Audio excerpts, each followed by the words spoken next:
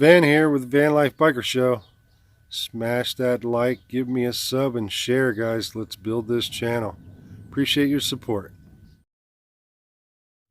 Yo, yo, yo. It's your boy Van with the Van Life Biker Show. Today we are trying to fix that check engine light. I said on other episodes eventually we would get into this. The codes bring up a glow plug issue. So I had changed out all 5 glow plugs. It's inline 5-cylinder, these diesels. The 2.7 this is the 2006 model. The same would apply back to 2002. I believe here in the US. I want to say they were made elsewhere over in Europe and stuff beforehand. But no clue if those makes and models are anywhere near the same. Other countries even drive on the right side instead of the left side, so some things may apply, may not apply. But here in the US, this is 2006 Sprinter. I had to pull out the grill, as you can see here, to help with that, guys, because I struggled a little. You've got this guy here, which will be pretty easy to identify the size and stuff. It's a little larger Torx size. The Torx is like the star shape, guys. Here's a big one. You don't know what the Torx are. Kind of like an Allen, and actually you can use an Allen wrench a lot of times. But that's what they're called. They go by T's, like T20, T27, and so on. These are smaller in size, especially these guys here. I took out around the headlight and such, but there's a hidden one here, guys, that I ended up having to break the driver's side.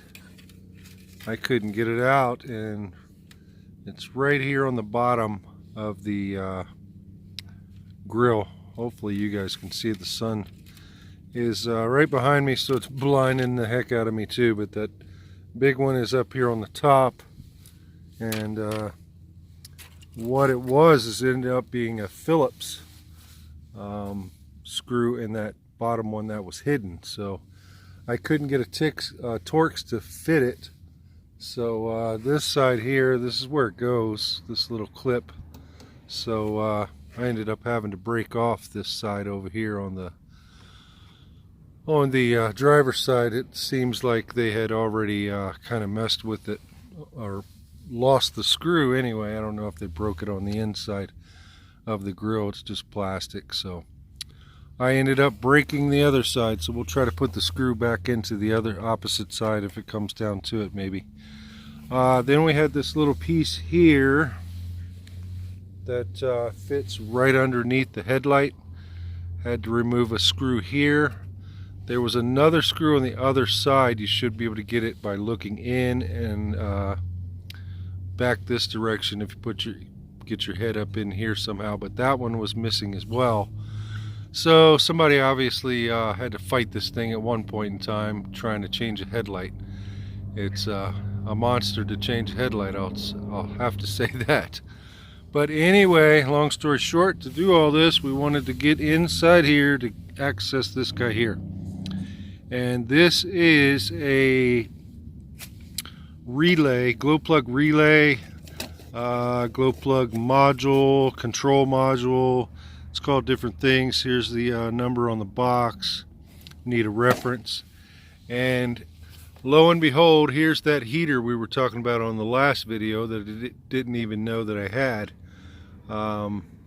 So here's that guy, which we'll dig into that someday, but that heats up our coolant if I decide to troubleshoot that and figure it back out. There's my flashlight. I'm sure you guys are having trouble seeing in here as well because it's so shaded. Right there, I believe, guys, is what we're looking for. If you can, trying to put you back in here. If you can see that red wire, it goes to it. I got a flashlight on it, but these LEDs just don't work in the sunshine. It's the spectrum of light. I've noticed that over the years. If you're in the sun and you need to see something in the shade like in a car, you're better with the old incandescents. You get a old school flashlight and it works better. So we're going to try to get that out of there. This does have a plug back on that side. I'm probably not going to struggle and try to fight it and get this out of here unless I have to. It's some kind of plug-in. If I can see the little snap in there, maybe we'll just pull this out if we have to. Otherwise, I think it's probably going to be pretty easy to get that out once I find out how it's mounted in there. I have read in the past on some forum or something at some point in time that basically you should probably change these at the same time for some reason. And then I've also seen people solder the little tab that's inside this guy. I don't know, they take it apart. I've seen pictures of it. I'm sure you guys can research that, but they'll solder it. It's kind of almost like a fuse inside, and I wouldn't recommend that. You know, if it blew, I think it got too hot or something, and basically it blew like a internal fuse in here. It's not meant to resolder that back together. If it blew, obviously it got too hot, you know, or just was too old. Sometimes fuses just get old and fragile and they'll blow eventually. Could be the original one in this. So one of those basically is probably blown in this one we're getting ready to pull out. Just by the part, I can't remember. It was, I want to say, less than 50 bucks. I didn't have a heart attack when I bought it. Might be a little more now. I have to think back. I want to say like 29 bucks. But, you know, prices are going up every day. We all know that. So it could be 50 bucks. But, you know, if you're really desperate, you got to do what you got to do. But I wouldn't recommend soldering it back together simply because it's going to be a different diameter for one. And, you know, if it's trying to blow that internal fuse, it should be the right gauge. When you put some solder on there, you're going to thicken it up, and if it's trying to blow that fuse, it may not blow that fuse and it may burn your van to the ground. So just cough up the 50 bucks, 30 bucks, whatever they cost. And if you're real desperate, maybe try a salvage yard. You know, a person could probably pick one up there for 10 bucks or something. So by the time you calculate your time getting out the solder and solder gun, and some people don't even have those, so if you went to buy the solder and solder gun, you'd probably already be able to buy the part new anyway. So we're going to try to get this out of here, keep you guys posted, and let you know how it's mounted in there and get it out. But what I was saying is they probably should be replaced together, the glow plugs and this at the same time. So we're going to try and see what happens here. I may end up blowing this relay again because maybe the relay ended up blowing the glow plug again after I replaced them. So I'm hoping not. We'll see what happens here, and you guys, once again, from my mistakes, you guys can learn and maybe save a few bucks. So we'll check back with you here in a minute once I get farther along. I just wanted to mainly show you guys where these screw holes and stuff are when you're taking it apart. Is a little challenging. There's two up here on the headlight on the top, and there were two down here on the bottom and one over here on the side to get that trim out from underneath of it to be able to remove it. There's the hidden two. They were Phillips head screws on my particular van, and then there was this big Torx guy in the center that pretty much holds all the weight. And that location is right here on the edge and right here, hidden up underneath one of the fins here. So get back to you here in a minute once we get farther along and get this thing removed. Okay guys, we got her back in there finally. I was going to walk you guys through this, but it's somewhat self-explanatory, and it was a bugger.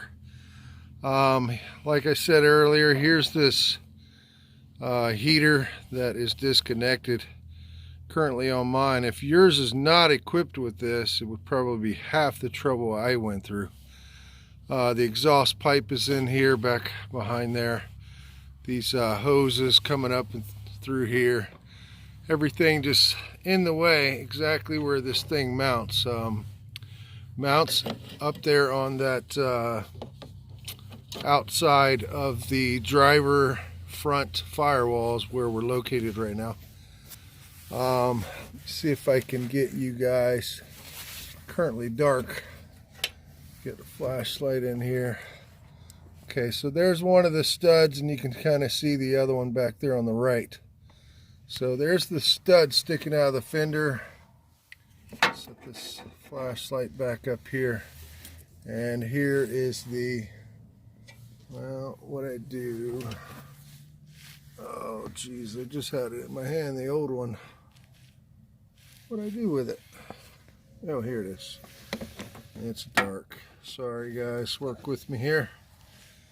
Trying to show you guys in the dark, and then it flips over. So there's the two holes. That's what I was trying to find for you guys. So this one here was hard getting out because of the I think it's 6 connections in there. It's a little tough getting that one out. This one here almost just fell out in my hand, which makes me wonder if this one was plugged in to begin with, because I had such a big trouble getting this one to go back in. The big one went right in, no problems at all.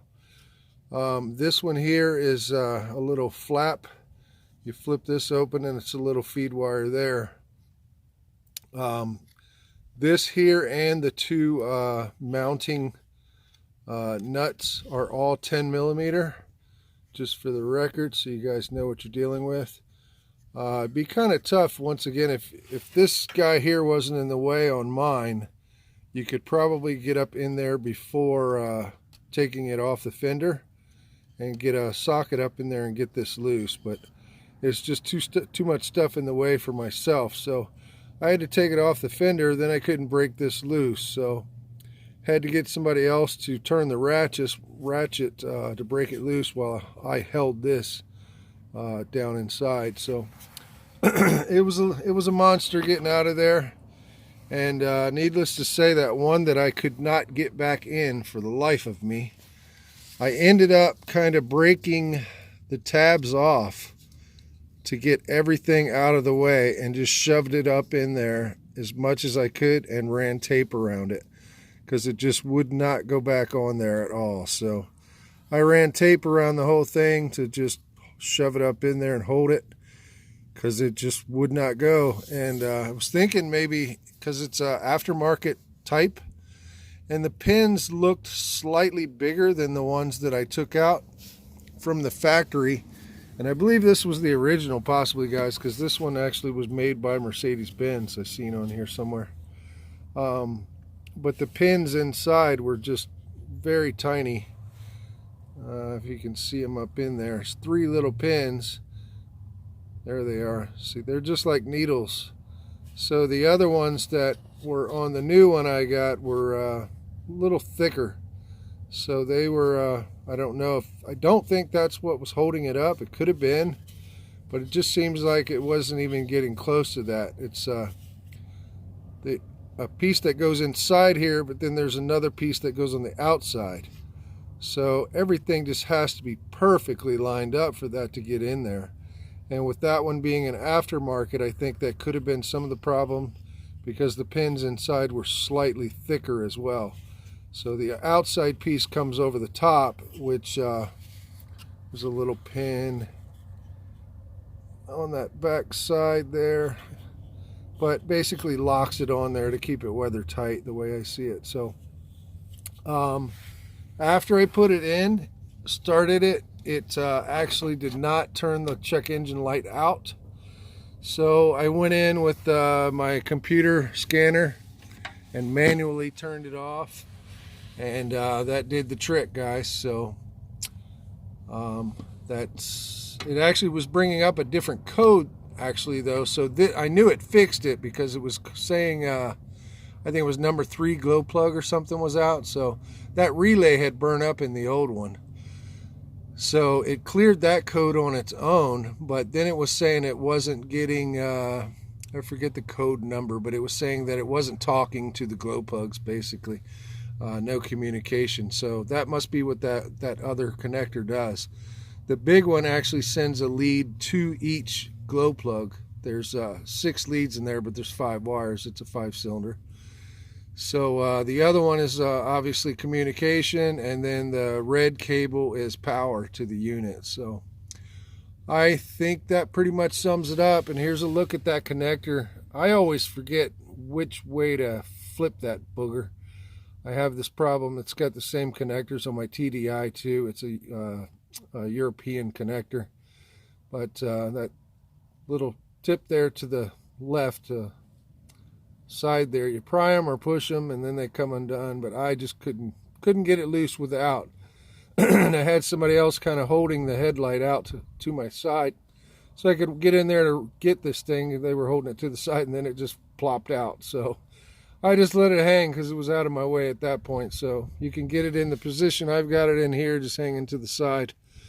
Or if you can mess with that connector and get it loose, it might be a lot easier. And if we didn't have that baby there, things would have went a whole lot smoother for sure. So hopefully you don't have it, because I don't think we'll need it. But like I say, maybe someday in the future if we get bored enough with this thing, but I'm sure there'll always be something to do. It's the old turning the house into a home. Once we get this thing's finished, it'll never be finished. That's the way I see it. You'll always be trying to improve it. So we may play with this thing in the future, but doubtful at this time. So till next time, hope this helps somebody out, because it didn't really see a video somebody going through it completely entirely and showing step by step and discussing the tools you're going to need and you know, going over it specifically. Even heard you got to take the battery out. I just disconnected the battery, so don't forget to do that, guys. You don't want to mess with any electricity with the power on. So, and you may have to manually clear the code, so you may have to find somebody with a scanner or something if it doesn't clear after you do this. So like, subscribe, and share on other platforms, and comment down in the comments down below if you have any questions.